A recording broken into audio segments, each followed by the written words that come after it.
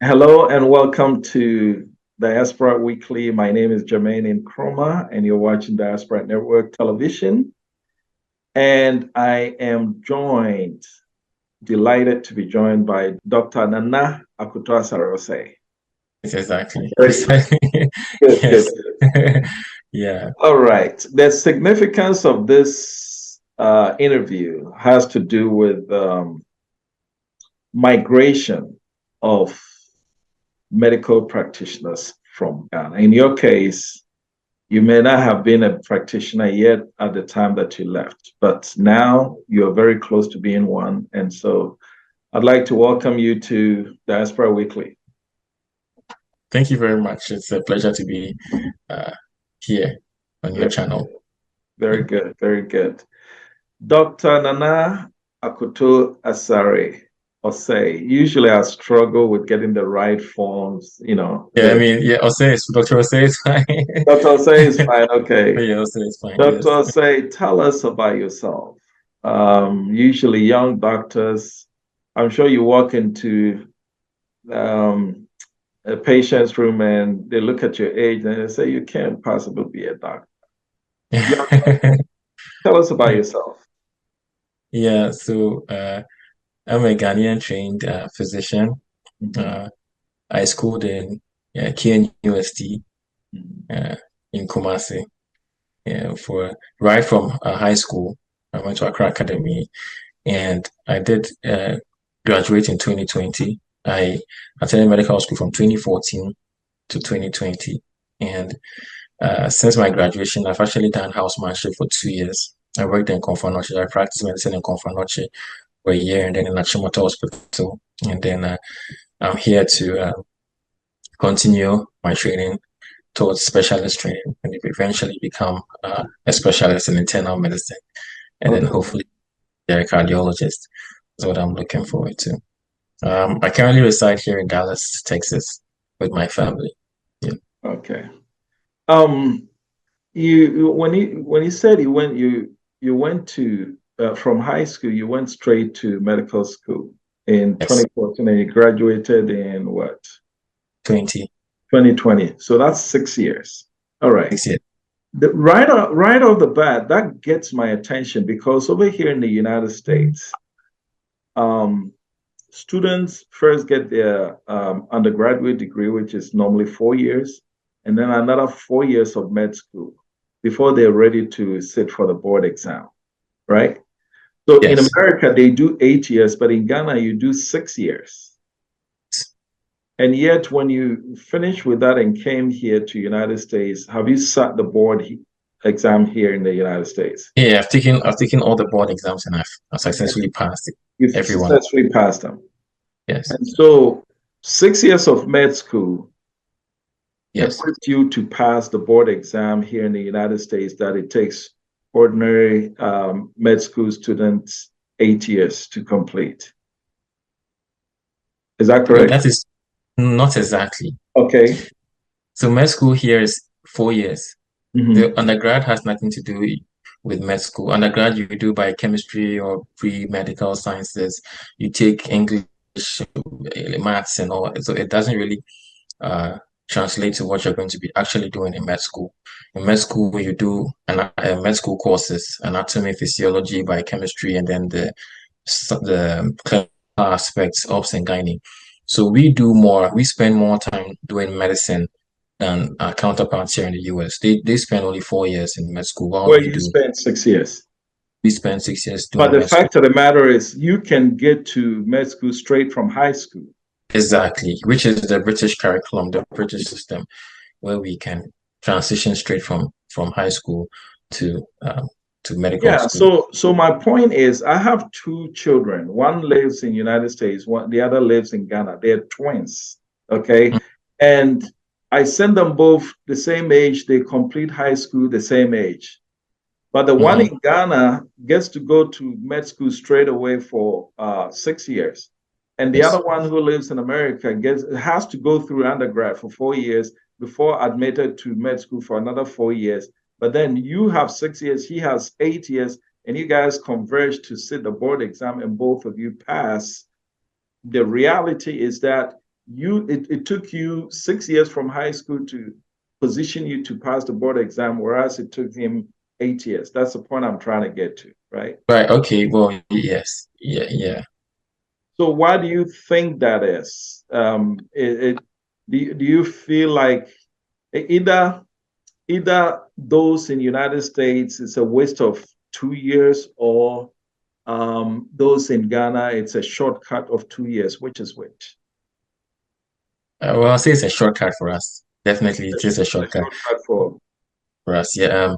The US wants to make it such that you have an undergraduate. They want to make medicine more like a postgraduate um program, whereas it's more of like an undergraduate program. Either way, it's still an undergraduate. It's still a basic degree, and the degrees that we both have are equivalent or almost the same. Okay. Yeah. So you went to Accra Academy. At the time, I don't think free SHS was in place yet, right? No, it was not. No, it was not. Okay, so you paid for SHS, and then you attended KNUST for 6 years. Is that paid for? So there's a regular tuition that that's should I say government subsidized, because there's another parallel program called the fee paying, where you pay more than 10 times what the regular students pay. Mhm. So that seems like the regular one is more like of a government subsidized fee that everyone else pays. And then a couple, you have those who are not able to obtain the regular slots would have to um do the fee paying option. And that is like, as I said, 10 times what we pay. And so that can Right. be a challenge. Yeah. Okay, so then if you go through the educational system, it can be said that Ghana has invested with it. And I'm not talking about you specifically. I'm talking Mhm. about most medically trained, whether they're nurses or, and then after they are ready to get into the workforce, a substantial number of them relocate out of the country to the United Yes. States, which is your case, right? What Yes. what in your case precipitated the relocation? Okay, so I personally had plans of pursuing further training here in the States. Mhm. The opportunities that are here and the kind of advanced training that you would get as a physician. That's one of my reasons. But fortunately for me, my family moved along the line. That was when I was in my fifth year of med school. My Mhm. dad moved here. He had a family. He had like a lot of his family here, and so we decided to move to join them. And then we moved along with him. So since my fifth year, I've been moving back and forth, um, trying to complete and then Okay. eventually goal of relocating here. So that Okay. was what prompted my move to the US. Yeah. So yours is different, but for most doctors that finish training in Ghana and then move over here, what would you say is a major cause of that relocation? I'll say that the number one reason is the availability of opportunities for further training, what we call specialist training. There are very few slots. So you have a bulk number of physicians in Ghana that are general practitioners, and they are stuck in the loop because it's very difficult to become a specialist. And there are very few training opportunities. And so in your attempts to pursue that training, you are enticed by good offers as you travel outside to pursue that further training, and then you end up staying. So I'll say that's one of the major reasons why people out. So that's for doctors especially. Well, doctors are quite remunerated well compared to the average government employee. And so while it's true that people would also want to move for greener pastures, which is really there's a outstanding difference in terms of remuneration here in the States and Ghana or abroad generally. I would say that the major reason is for opportunities that are available out elsewhere. Yes, even besides the normal clinical work, there are more opportunities that include research and academia. and that would prompt people to want to move out of the country. That's for doctors especially. And I think that for nurses probably is because of mostly probably because of the remuneration, um, Okay. not All heavily right. invested. Yeah. Okay, so then let's do this. What does it take to enroll in a specialist training program? In Ghana, Yes. you have to do your housemanship for 2 years. And then when you're done with that, you probably have to wait for 6 to 12 months before you get your posting. Then depending on the hospital, you have to sign a contract with them. So the hospital will say, okay, work with us for 2 years and then we'll sponsor your residency training. Or work with us for 3 years before we sponsor your residency training. Then you sign a 5-year clause with them. So that after your training, then get to come back and serve them for so period of time so which you can independently practice. Or sometimes they will suggest that we want an obstetrician. Maybe you want to become a cardiologist, but you want an obstetrician. So it's either you're going to become an obstetrician or not. So all So of after you these make get posted, that's when you can choose a that is specialty to pursue. exactly that's only when you can be eligible to consider that. You have to write the entrance exams, and there are just a few slots anyway, entrance exams and then interviews, and there's still a few slots for the greater competition, the greater pool. So all of this makes it extremely difficult. Very few are able to start residency right after housemanship, like me. Hopefully, when I start my residency training, I'm one of the youngest in my class to start training right after. Okay, so let me get something straight. You go for 6 years to med school, and when Yes. you finish, you write a board exam. Is No, you that do correct? you, no, you do 2 years of housemanship training, Housemanship, okay. then you become a general practitioner. A general practitioner, But you okay, have to be posted to a okay, facility. Or you okay, can decide not to be posted and go into private practice. But if you do go into private practice, there is no avenue for specialist training in Ghana. You have okay, to be in a facility. Now, once yeah. you're in the facility, then you can now consider specialist training. So what I'm trying to wrap my mind around is here we are in Ghana where it's common knowledge that there is not enough doctors. Yes, And yet you have people who finish medical school for 6 years and 2 years of housemanship, and after that they sit at home and fold their arms in order to be posted. yes, How is that when there is a dying need and I mean everything is supply and demand, right? There's a yes, supply of perhaps thousands of students who have finished their med school and housemanship of 2 years, right? And then they are yes. waiting. But at the same time, you go to some hospitals and they say, oh, we don't have enough doctors. Connect those for me. What do you think is missing here? So it's a really big problem for us. It's something that drives us crazy. Because and it's one of the reasons why people just get fed up and they leave because it just gives them enough time to prepare for an external exam and leave. Because for 6 months staying at home, you really you have all the energy and the time to prepare and go. I think on their part, one of the reasons is they are trying to do what they would say in their defense is to get clearance. It takes a long time for them to get clearance so that we can be paid Clarence from who? financial clearance from the government. So on the average, for example, when I started working, I worked for like 6 to 7 months before I got paid, even though my clearance had come prior to my posting. That's my housemanship. So it's common practice to work for sometimes even 12 months before you finally get your salary. So you're working for 6 months, no salary until that time.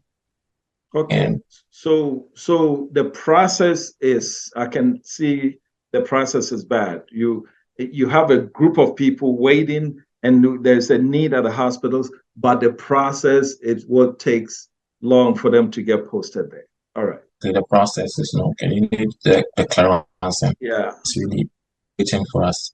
Okay. So once you get posted, do you feel like you have your work environment is conducive for development of your career, of your profession? That's also another challenge. The work environment is not really the best. We have to always improvise. Do not have facilities to be able to carry out most of the needed investigations to care for our patients. It's very often it's very common to hear of the labs not having enough reagents. It's very common to have broken machines, malfunctioning systems, and so we have to send our patients away to private facilities to pay so much where they pay more. And this makes like it very, very difficult to Yeah.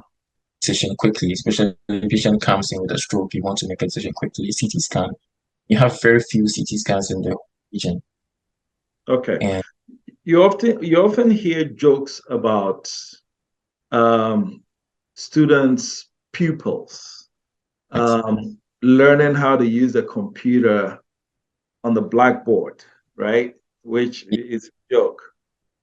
Can that same joke be applied to the med schools where you are taught how to use these machines, but you don't have the physical machines there, but you only have to look at a picture and how to use it? Okay, is that applicable to the med school in Ghana?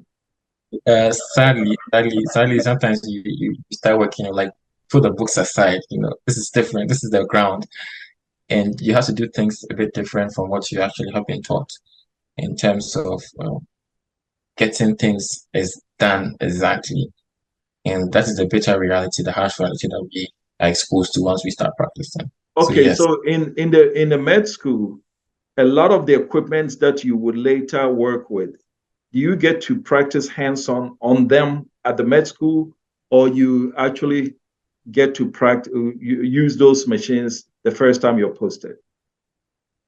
most of the machines or equipment that we'll actually be using in practice would have to be done when you start practicing medicine.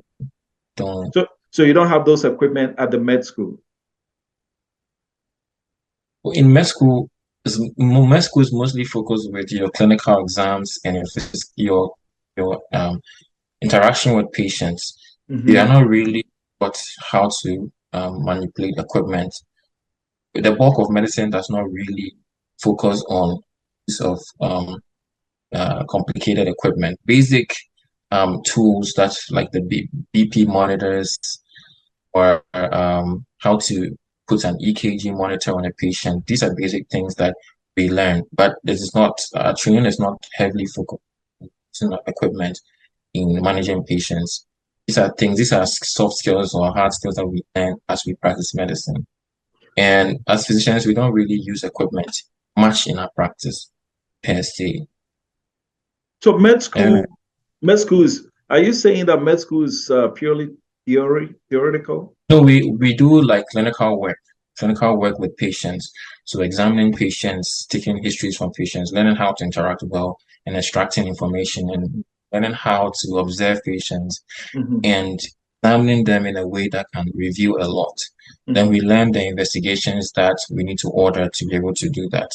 Hmm. During the process, we learn about certain key investigations, bedside investigations that we can do um, to help our patients, like how to do an EKG monitor, how to check the blood pressure of our patients, and how to be able to use the oxygen on patients. These are not really sophisticated equipment um, that really bothers us as physicians or as students.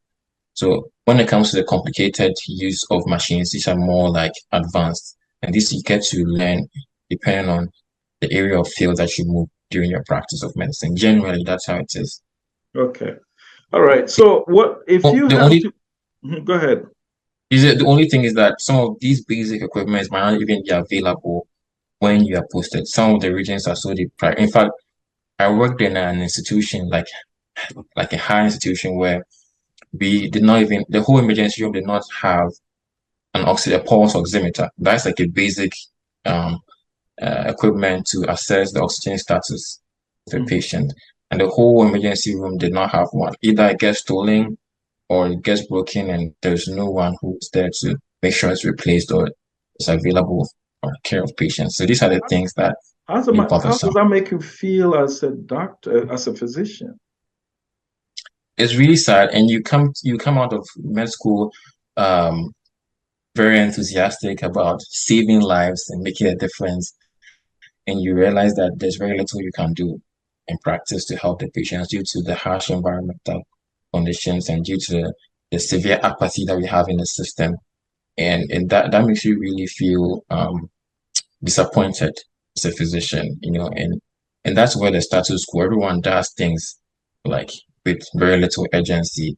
And the reason why even, I can confidently say that even as physicians, we cannot heavily trust the health system we have back home. And that is very sad. Hmm. When you say you can't trust, what do you mean?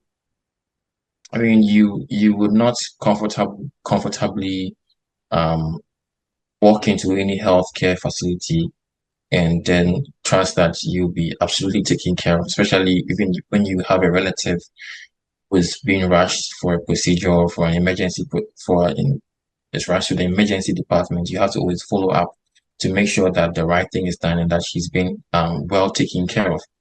Because first of all, there is uh, a huge gap in terms of the ratio. There are very few physicians to patients, so the care isn't adequate enough to take care of these patients adequately. So it's very um, it's very possible that or a relative or you Yeah. yourself might not receive great care because of that. And aside that, the fact that there are not enough facilities to provide you with the best care, you can be find yourself at a huge disadvantage because in sometimes you go to the hospitals and you need to have um, cash before you can be taken care of. You need to have money to get an CT scan done urgently. So say when you find yourself in an emergency situation and there is no one around, you don't know anybody to call, just be left because there is nobody who can actually take care of you. And Okay. then you realize Okay. it, You it- mentioned doctor-patient ratio. Do you have a number for me? fortunately, I do not have an exact number, but it's one is to uh, I don't want to give you any false figure, but I know it's really, yeah, very disturbingly high Okay. and All abnormal right. All right. portion. Yeah. And to your knowledge, okay, let's go this way. How many med school grads are churned out on a yearly basis? Do you have that number as well, So, or is yeah, it so rough? I don't have the exact figures, but Key University turns out approximately 200, and I think the number has increased now, probably to 300. A Because year? my class was 200. Yeah, yeah, Okay. UGMS does almost around that. You have UDS, which does probably the same or a little lower, and we have Cape Coast. Cape Coast does half of that, so let's say 100. So we're looking at least Roughly six 700. 500. Well, just from within, probably around 500 plus, just from within every year. But then we Okay. have foreign graduates also coming in. Coming Yeah, in. and there's a new facility you have and a few private facilities that produce about 10 a year as well. So Okay. pretty much So 700, if eight we hundred. if we operate with roughly a raw figure of say 600 overall medical school grads a year, right? Mm-hmm. If we were able to keep all of them, wouldn't that solve the ratio, doctor-patient ratio? That would significantly improve it. Definitely. That would improve the ratio to a large extent, but would Okay. definitely produce more doctors to be able to care or Uh, offset the ratio. so by your estimation, how many of the 600 a year do we lose to foreign countries? So the last time I checked, a third of them are A third of them. a Wow. third. So if it's So 600 and we're losing a third, about 200 leave the country. As soon as they finish training, one way or another, they leave the country. And then we're still images. stuck with the high doctor patient ratio. Some don't leave immediately. Some leave later on. Some discover that this is just not going to give them Yeah. what they desire in a career. This is just Okay. limits them in terms of opportunity later in life, and they leave. Some leave very early, If different I ask time. you to give me the top three reasons why trained physicians leave the country, what would those three top reasons be? First one is the avenues for specialist training. Mhm. Second one is the conditions of service. And I'll say the third one is the remuneration. Remuneration. So greener pastures. See. Yes. Okay. But if you were to rank them, greener pastures would not be number one. I say it's a split. So rank the three for me from what you know among your friends. Lack of opportunities for specialization, conditions of service, and then opportunity for greener pastures.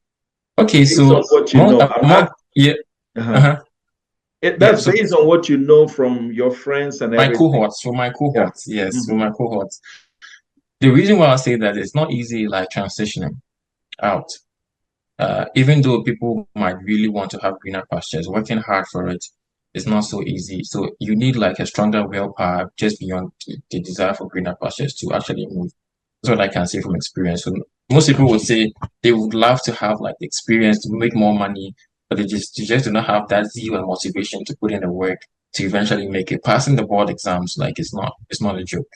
So Okay. even though people have that desire, that number one desire to pursue greener pastures, the motivation to do that stems beyond the greener pastures. Right. And people start making salary in Ghana and is decent compared to the average government worker and they become content. Okay. So in Ghana, you can basically live a satisfactory life. Maybe you might not be able to afford a luxurious lifestyle, but can have a decent life, and that makes it hard for people to actually pursue their goal, pursuing that greener pasture. That's why it's going to make it hard for me to rank in terms of why they actually leave. The Okay. willpower, I'll say greener pastures, but the number one reason why they eventually see it through to the end might be due to pursue specialist training to have more um, fulfillment in their career as a physician. Okay. And you say we lose an estimated third of them, right? Yeah, Okay. third, By yeah. your calculation, how many actually also want to leave but are unsuccessful in leaving? I'm like almost everybody wants to leave. Oh, so Everybody has expressed this. I mean, so everybody have worked so with. wait. Uh-huh. So you're Mm-hmm. saying that in terms of the 600, if Uh-huh. if the road was if you put an airplane there, say, hey, whoever wants to leave, all 600 would want I to go. mean, you have just a handful staying. Okay. So So you which have a means handful. the the the the aspiration to leave Yes. is more like maybe 90-95%, but the success, those who are successful in leaving is about 33%. Actually, some people try and they don't get successful, so they Yes, gotta stay. amazing. What would you do if you were in a key decision-making position to keep these physicians at home? You just have to value us. You just have to just show that you value us. Then they just have to hear us. Because it's like nobody really cares about you. Nobody really is putting things in place to make life absolutely comfortable for you as a physician, and that's the general rule of thumb. Work in a hospital, there are so many things not going on well, and you're wondering like who is actually making sure that this is supposed to be done this way or this is supposed to be done that way.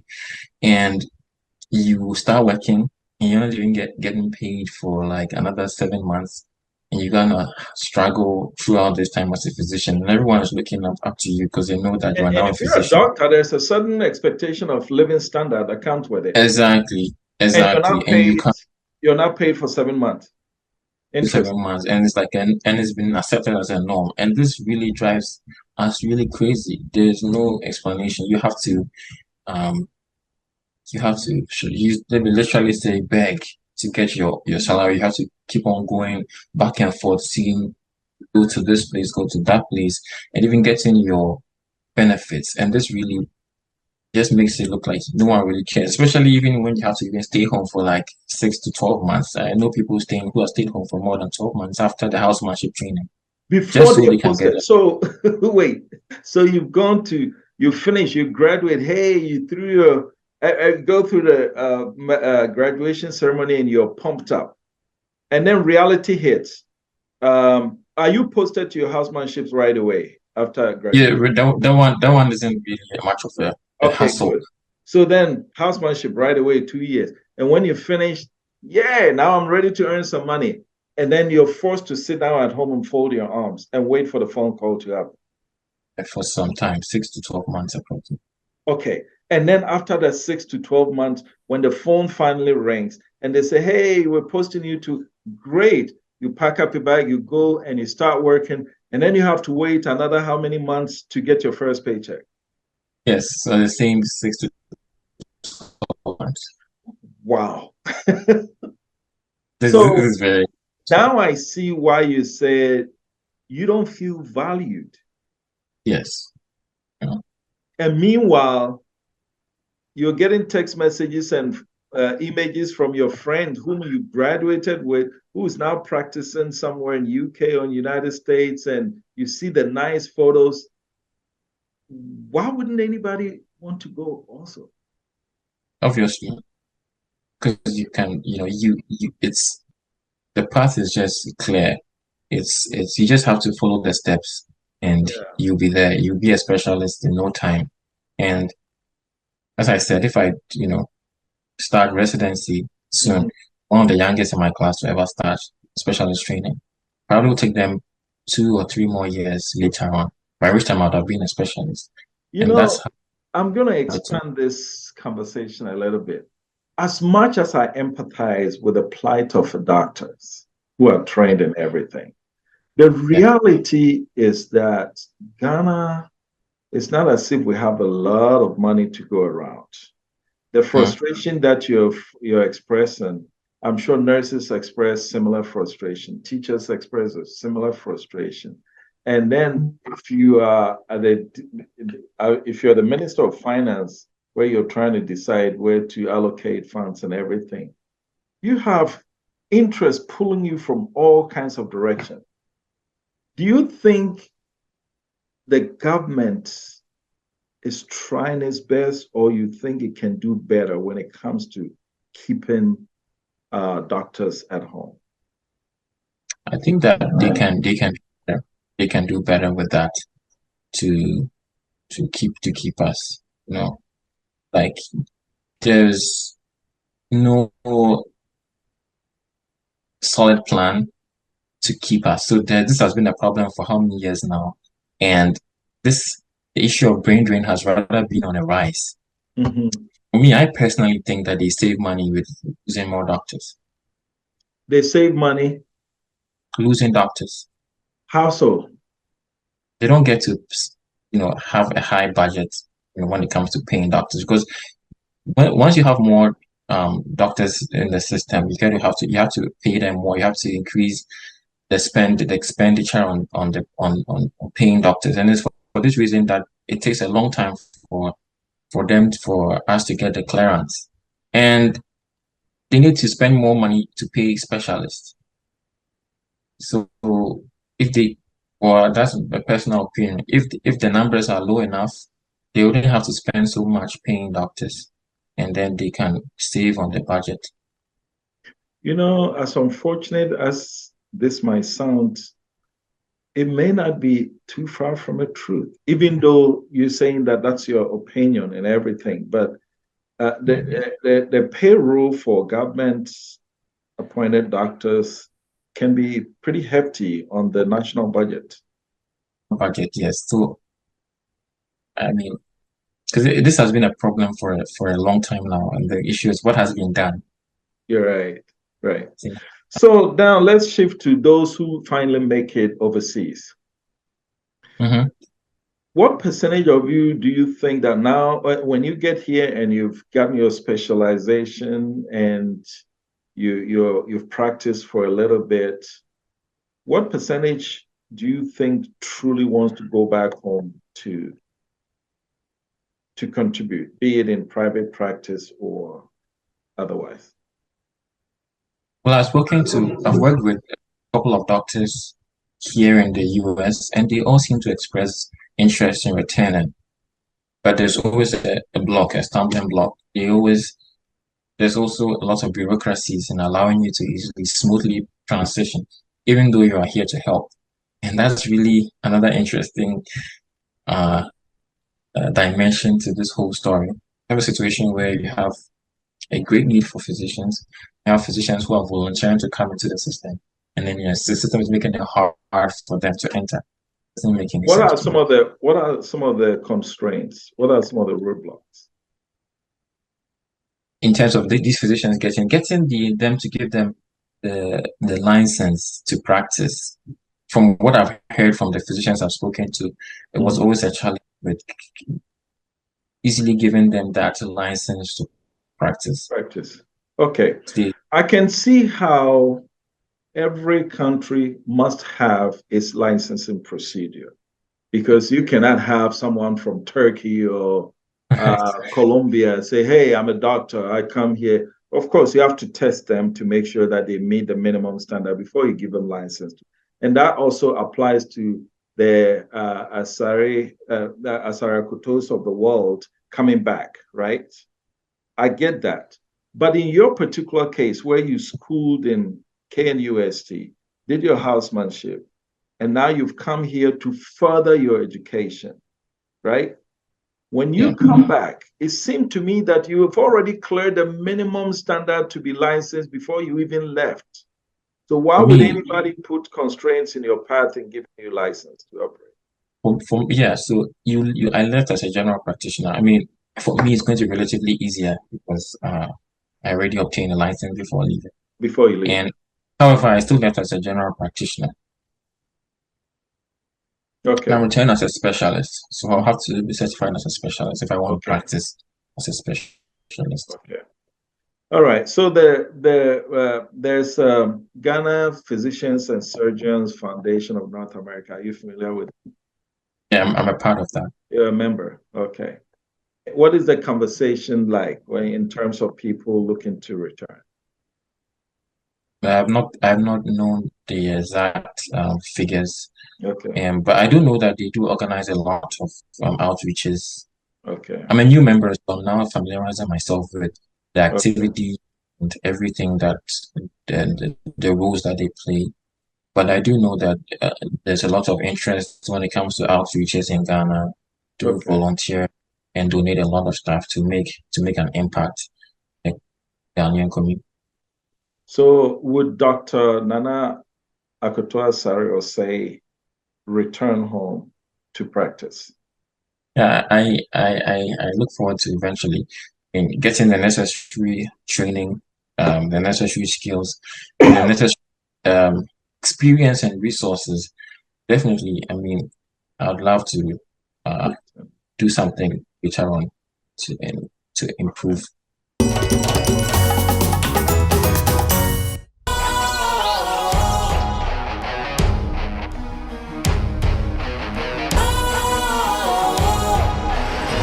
What's cool, fresh and trendy with a new look?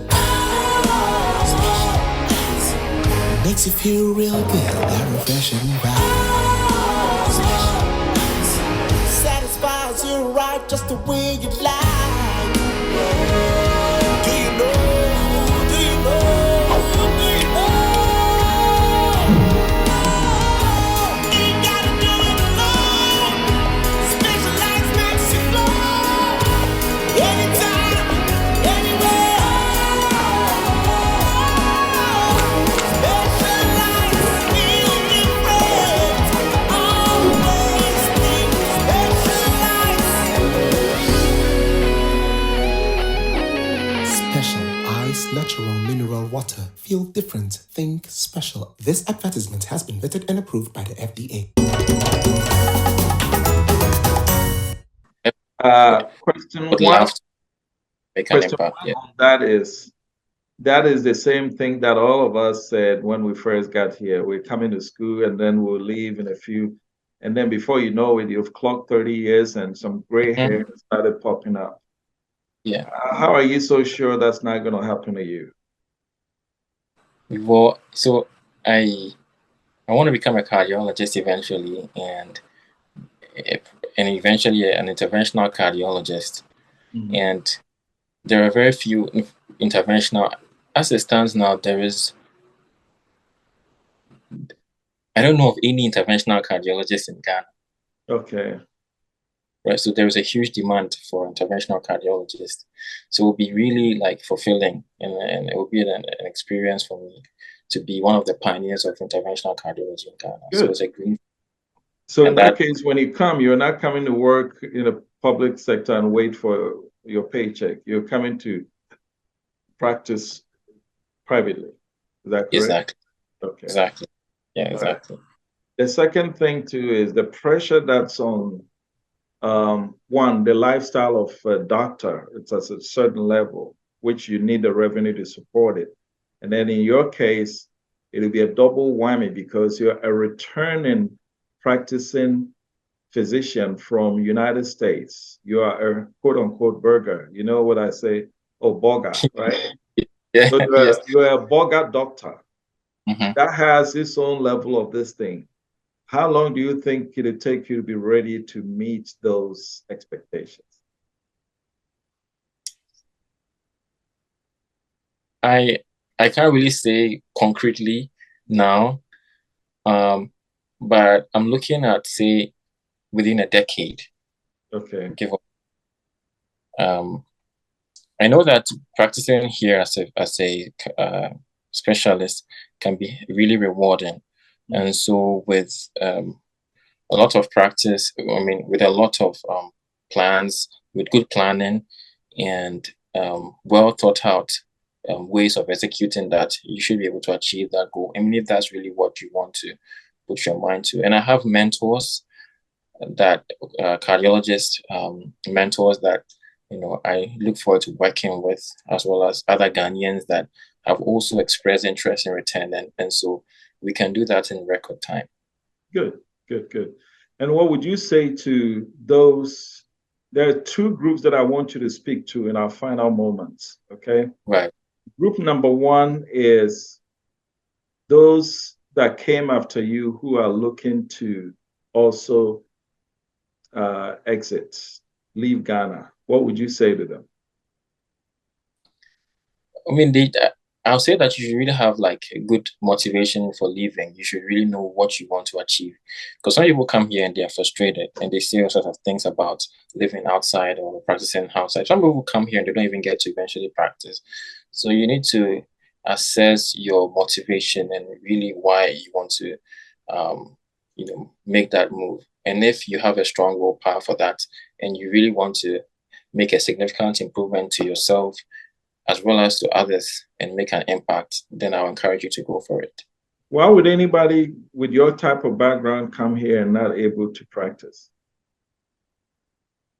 Well, people, yeah, it's a hectic process. Okay. People come here and they Is become it a board exam? Because according to your description of the process at home, there's no board exam per se. You graduate 6 years, you do your 2 year housemanship, and then you're posted, right? But over here, you okay. have to sit an actual board exam. Okay, I probably didn't get your question right. Are you referring to practicing here in the US or practicing in Ghana?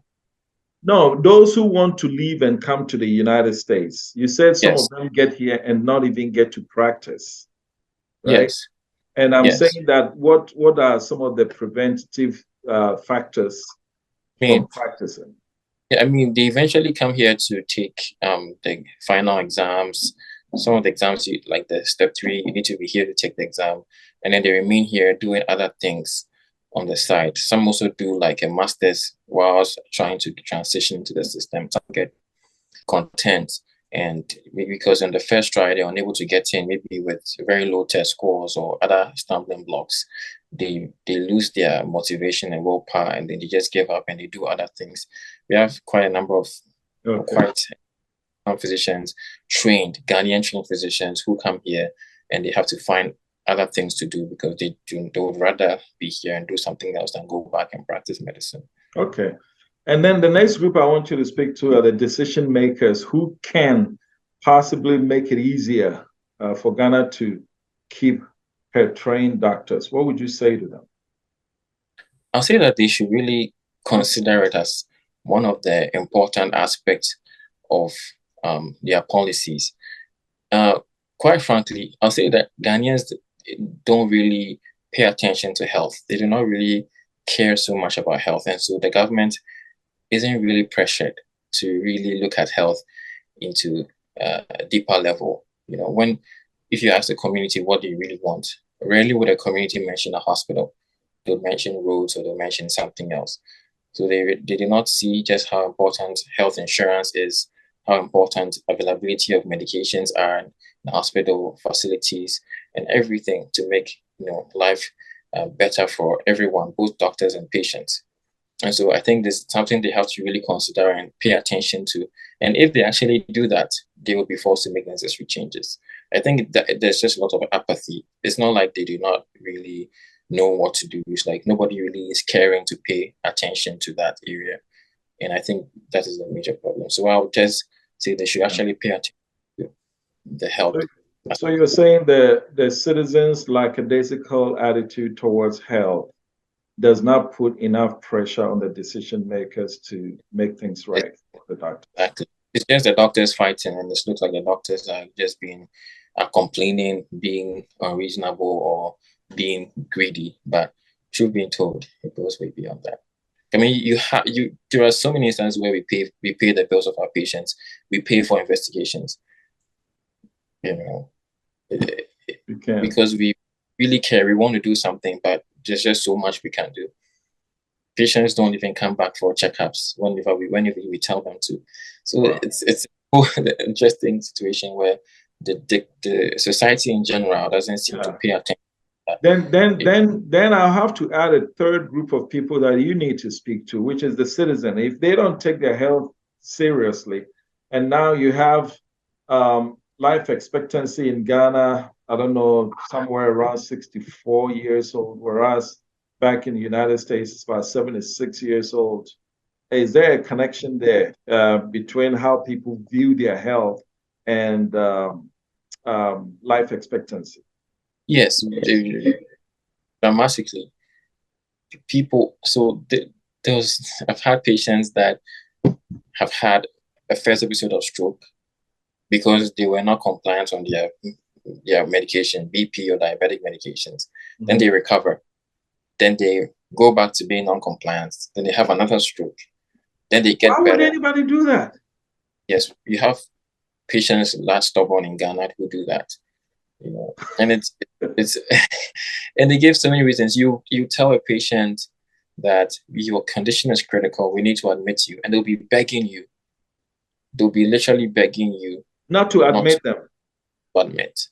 Why? And so you wonder, is they do not understand the gravity of it, or they believe in something else. So I still feel like we still need more education. The level of education in Ghana, still a level of literacy needs to be improved a bit more, because people would rely on spiritual centers for care. People actually still believe that they would obtain better care from these places. So they only come to the hospital when it's late or as the last resort. Okay. So that's I'm trying very hard to end this interview, but with each thing you say, it opens up another thing. So you're trying to admit a patient and they're begging you to let them go home, right? Yes. And meanwhile, as a doctor, you look behind you and you see, you know what? This patient wants to go home. I really don't have the facilities to admit them. So let me let them go. And then they go home and die. Whose fault is that? Yeah. It's so we always to cover our backs, we make sure that they sign a discharge. A discharge. Okay. Yeah, advice so that we do not bear any liabilities after heavily counseling them against that. Yeah. But whilst we can also say that they are ignorant about the condition, I'll say that much also has to do with the financial constraints that they think of the fact that it's going to be expensive. Well, it's interesting. We've had instances we give them the money. So my colleague gave one patient money to pay for the bill, and she still went away with the kid. He still went away with the kid without admitting them. without admitting. So it's Wow. interesting. Yes. So Because when we press them, they bring the money. They find the money from wherever they can. They manage to get the money. So they just don't see the need until it's very late. They just don't see the need. you hear about accountability or lack thereof of doctors in Ghana.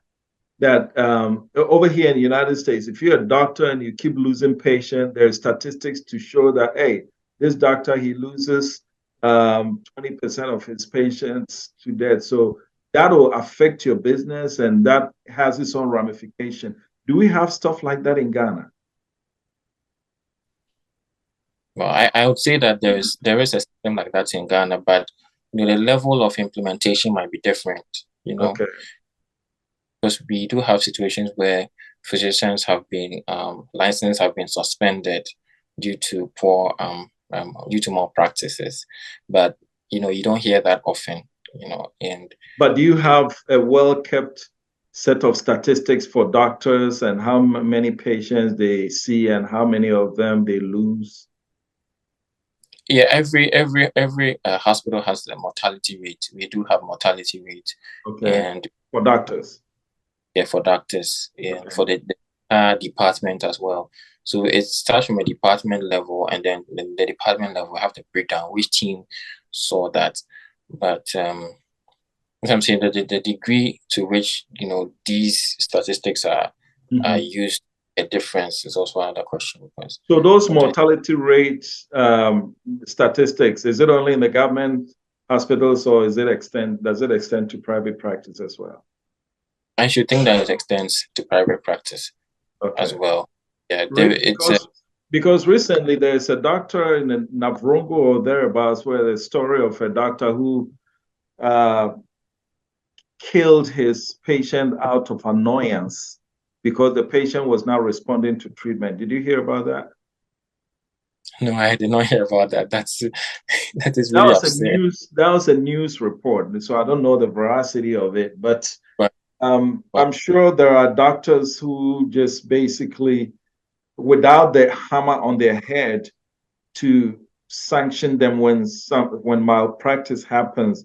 Do you feel that there are some irresponsible behavior within the profession in Ghana?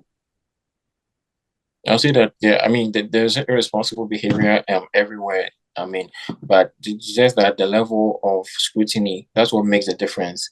Okay. And it's in here, especially, you have the patients really knowing what when they come, they're expecting results and they're really looking forward to take things to escalate things if they feel that there's some degree of fair play.